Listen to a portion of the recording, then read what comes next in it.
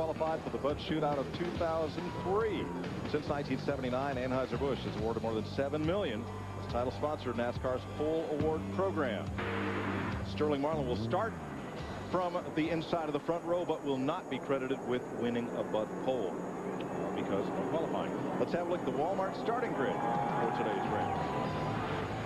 And it's set by car owner points, which mirror the driver points through the first 8 rows or so. Sterling Marlin, rookie Jimmy Johnson up there on the front row. Jeff Gordon, 8 finishes of first or second here. Matt Kenseth, Rusty Wallace, 4 wins here. Mark Martin, 5th last year. Tony Stewart, 3rd last July. There with Kurt Busch. Bill Elliott, 4-time Pocono winner. And Ricky Rudd, who won here last June. Jeff Burton, 9 top 10s and 16 starts here. And Ricky Craven, last 3 Cup races, he started here in the top 10. Dale Jarrett, Dale Earnhardt Sr. back through the rest of our field as they come by on the first pace lap. Let's see if we can talk to outside pole setter here, Jimmy Johnson. Hey, Jimmy Johnson, this is DW up in the TV tower, bud. How you read? Loud and clear. Pocono's creates a lot of challenges for you there, young man. How you looking for today? I think we'll be in good shape. You know, we tested here before we went to Dover, had a great test. Conditions seem to be about the same right now. Just all I keep hearing, it's a long race, and I got to take care of my motor and transmission on top of keeping the fenders on this thing. So we'll just try to be patient and smart. My boys are going to get me fixed up in the pits, and hopefully we'll be in a good points fame position come the end of the day. Well, I don't have to tell you that we are all very impressed with the job you've done so far, and I look forward to seeing how you do today, and have a great day, and good luck. Thanks a lot. As you look back through the field, it was set by points and then by qualifying attempts per car owner. 43 cars came here to Pocono, so all will start.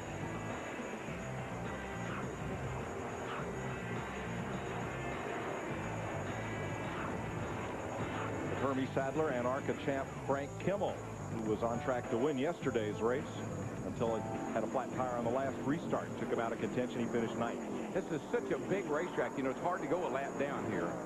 You can come into pit, make a pit stop, and get out and not lose a lap. So that's kind of like if you have a problem here, you do have a chance to fix it and get back and get going and not lose a lap, which is very important. Let's have a look at today's weather and race analysis brought to you by Lotrimin Ultra.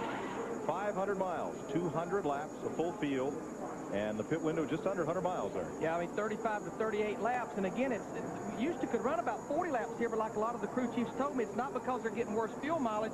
NASCAR is holding the restraints on the fuel cell capacity so tight, it's made the laps less than what we could run here before. That will, again, I'll make a statement, that will be a key before this day's over. You're exactly right, and one thing you cannot let happen here, it's like a road course. You run out of fuel coming out of turn 2 over there, or coming up on the back straightaway, you're doomed. There's no way to coast all the way back to the pit here, so you cannot run out of fuel here. It is a perfect spring June day in the Pocono Mountains of Pennsylvania, as you can see here. Weather brought to you by New Lotrimin Ultra, the only once-a-day cure for athlete's foot. See the track temperature, 113 degrees. A little concerned, a little warmer today. That's about 10 degrees warmer than yesterday's practice. And this car, the car will slide around here. I mean, these tires will lose more and more grip the more you run them. Does shifting, using both 3rd and 4th gear, does that use more fuel? Oh, yeah. It's back to that carburetor thing. Throttle linkage, squirters in the carburetor. Every time you work those pumps, those squirters, you're using a little more fuel. So sometimes it's better if you're trying to save fuel late in the race, put it in overdrive and ride. Lots of in-car views today. 9 that you see and a couple more. 12 onboard cameras. We should not miss anything today. We should have it covered, baby. And inside of those cockpits, they will be busy. Oh, yeah. Casey Atwood carrying our Circuit City cam. And we'll have a foot cam on Casey, as well as the view you see here in the roof cam and the bumper cam. Jeremy Mayfield. Once again, in the pre-race, we heard Dick Bergman talk about the 28 car, Ricky Rudd. This was a tough decision for these guys to give up that 10th starting spot. They were actually finished with practice yesterday and found a puddle of oil under the car. What had happened, they had an internal oil leak within the motor. It filled the oil pan up, and they just didn't want to take a chance with this 500-mile race. Changed engine, 1 engine rule, have to go to the rear of the field. But what we saw in the ARCA race yesterday, Rick Corelli started out back, had a fast car. He ended up in the top 3. But without caution flags and restarts, there was no way he was going to get to those leaders. Oh, no. I mean, this track, again, is so big that they get so strung out that you can be pretty fast, but you can't just drive by people here. And you got to set them up, make the passes off these tight turns. By the same token, you can get behind in a hurry here, way behind. Look at this turn 3, Darrell. It's flat. It's long. It must feel like you're in that corner all day. And it really does. And I was shocked when I realized how fast you enter that corner. At over 180 miles an hour, we call that the short shoot. It's not the slow shoot, that's for sure. All right, Larry, we're coming down here, buddy. I got my belts tight. I got my tires cleaned up. I'm a little bit anxious. I want to go racing. And we're going to go boogity, boogity, boogity. Green flag. Stand on it, boys. Go, go. Boy, Sterling Marlin in the 40 car. He got a well of a start there. He wasted no time. He boogie right on out of here. He was listening to you.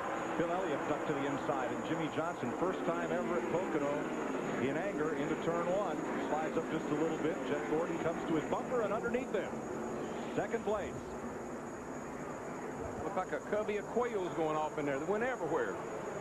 And definitely these straightaways are so fast and so long. The draft, no different Daytona and Talladega, it will play a role. Oh, you can be 4 or 5 wide down the back straightaway trying to get to the tunnel turn, but guess what? When you get there, you better get single file in a hurry. Yeah, you can run 3, 4, 5 wide on the straightaways. It won't work getting in these corners. The guy on the inside is the guy that's usually in the catbird seat. The guy on the outside's got to give. Marlin unchallenged for the lead. Gordon took second from Johnson. Here comes Craven on the outside in number 32 around Kurt Busch. And what happens on the first few laps of any race, everywhere we go, everybody fights for the bottom. Try to get to the bottom. Try to get to the bottom. Sometimes you can make a whale of a lot of passes up on the outside if your car on stick. Especially off of turn 1. Exactly. Ricky Rudd started last, gained 3 positions on the first lap. Now's when he's got to go. He's got all of them bunched up there together. Get as many of them as you can before they get strung out single file. Riding with Dale Jarrett. And you can just see by Dale's hands. See how tense he is and how tentative he is right now? He's not relaxed. Jeff Gordon is running down our race leader. Well, look how much deeper he was driving it into turn 3. The key is where your car stick and turn, driving it in that deep. Yeah, and here again, we're going into turn 3, and you can go across the short chute 3 wide. But when you get to the turn, the guy on the inside usually prevails. But definitely turn 3 was good to Jeff Gordon. He was able to stay at the throttle. He's going to pull the inside, and what he'll do, he'll drive it deeper into turn 1 and take the lead from Sterling Marlin in the 40. Now, right here, some drivers downshift right there. They'll go back into third gear right there. Other drivers downshift right there in the center of the corner. It depends on whether you want to slow the car down with the gear going in, or do you want to shift it up, taking off of coming up off the corner. Personally, I don't want to let go of the steering wheel at 200 mile an hour going down into turn 1. I always stuck it up in third gear in the middle of the corner. Well, I tell you, Dale Earnhardt Jr. in that Budweiser, that 8 car, he's on the move. Started back in 14th. He's already moved up there in the 6th position. Had a good car here a year ago, and fuel mileage fit him. Had to come to pit road, and a lot of other cars were able to stay out. Yeah, he and Bobby Labonte had a whale of a finish here. Our outside pole sitter, Jimmy Johnson, he's got his hands full right now. Got Kurt Busch all over his back bumper. You heard him say, and people told me that Jimmy had a great test up here. He was really, really fast. And if his car performed anything like it tested, that he would really be tough here today. Yeah, Darrell, I talked to his crew chief, Chad Knaus, and he told me, you know, they came up here for 2 days. They talked about spending the first day just letting Jimmy learn the racetrack. He said about the 3rd run, Jimmy come in and said, here's what we need to do to the car. Ricky Rudd has now climbed, well, more than 10 spots. He's up to 32nd. He started 43rd after that engine change, and he's been working at high, low, anywhere he can pass him, 3 wide if necessary. There you go. And of course, he's got the position getting into that turn. And we will see that so much where you get that inside position, and there's a big give and take when you get into the corners here. The guy on the outside usually knows, just like right here, Park's in the middle, he knows I got to give. Can't do this 3 wide. You can come through there side by side, high and low, but you can't do it 3 wide. There's the first battle on the racetrack. Single file ahead of Tony Stewart, Jeff Burton, and Ryan Newman. This is for 9th place. Now you see Newman, he's down on that inside. He's got the room to slide up a little bit, and he does. Slides up quite a bit, as a matter of fact. You carry so much speed down into turn 1, and well, into all 3 of these turns actually now, that you got to have a little bit of room to slide around. And that gets worse as the day goes on. Newman on the inside takes 9th away from Stewart. Got him a nice new look there, Newman does. Kind of like that paint job.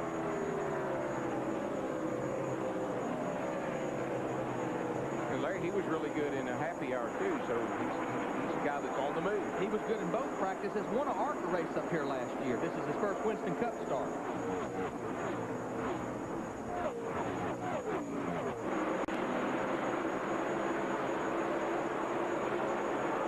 Jeff Gordon, can he win his first race of the year? Too soon to tell. Gordon 3rd in points, but still looking for that elusive first victory. He's out in front of Sterling Marlin, Ricky Craven, Dale Earnhardt Jr., and Matt Kenseth.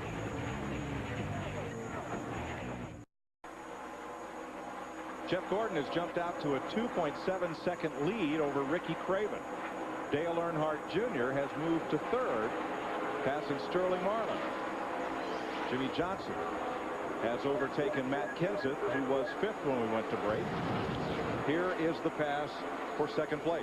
Oh, Larry, he did it the hard way too. Sterling actually knew, had to know he was there and give him plenty of room, as you can see. And the reason that's the hard way up there, there's not quite as good a grip up there. The car don't get as good a bite, and the racetrack is down low. Normally, a car comes off that corner high like that, it's real tight. It's pushing a little bit, and you can run that high line off of there. Craven started 12th. He's now 2nd. Marlin started pole. He's faded to 3rd. Dick Berggren. Well, the race had barely started, Mark, when Marlin keyed the radio and told his crew that the car is pretty loose. Tony Glover, his team manager, has told him to be smooth until it's time to pit. He has also told him, in essence, take what the racetrack will give him. Don't race anybody. Meanwhile, the 18 car has just broken a transmission. Bobby Labonte. Guys, one of the things I've been watching from down here, as loose as Sterling is, he's been very, very meticulous not to overdrive the car. And listening to Tony Glover is a very good thing. I think Tony's got the right thing as far as keeping him out of trouble early on. They get a chance to work on the car. I did notice that whenever Ricky Craven passed Sterling on the high side, after he cleared him, he stuck his window outside and let him know, hey, I really appreciate it. Give me some room. And the thing about it is, if you start off loose here, that's not a bad thing, because this track will get tighter and tighter and tighter, and pretty soon you just can't get the car to turn at all. So being a little free, being a little loose now is not a bad thing. Ricky Rudd up to 24th position, now challenging Robbie Gordon. Rudd started 43rd after that engine change yesterday. Let's get an update on Rudd's Robert Yates teammate Dale Jarrett. Here's Steve Burns. Hey, Mike, before the race started, DW talked about how massive this racetrack is. Presents a little bit of a problem for the spotters here. Dale Jarrett's spotter is former Busch Series champion David Green. David has 4 Winston Cup starts here, but before the race started, David told Dale, there's some places I can't see very well. I'm going to be conservative, so I want you to be careful. And by the way, Dale Jarrett is tight on exit off of turn 3. Dick Berggren. Well, despite the fact that Ricky Rudd has been passing cars, he has got a problem, and the problem is under the hood. The engine is running too hot. I just asked engine builder Doug Yates, how hot is it? He looked at me with a frown and said, too hot. Mike? And it could, you take the front end up on these long straightaways. That'll give you a lot of straightaway speed, but you pay the price sometime by gambling that it's not going to get the engine too hot. You see, Larry, he's got a lot of tape on the grill there. What'll happen, you'll base it off of what happens in practice, but a lot of times in practice, you're not out there running behind all these race cars. Of course, Ricky Rudd, he started at the very rear of the field behind all the cars. Well, he knew he had to go. He's got to go in a hurry. I think what their plan was is probably tape it up as much as we thought we'd get away with, and then jerk that tape off once we get track position. That's quite a lot of tape for as hot as it is outside today.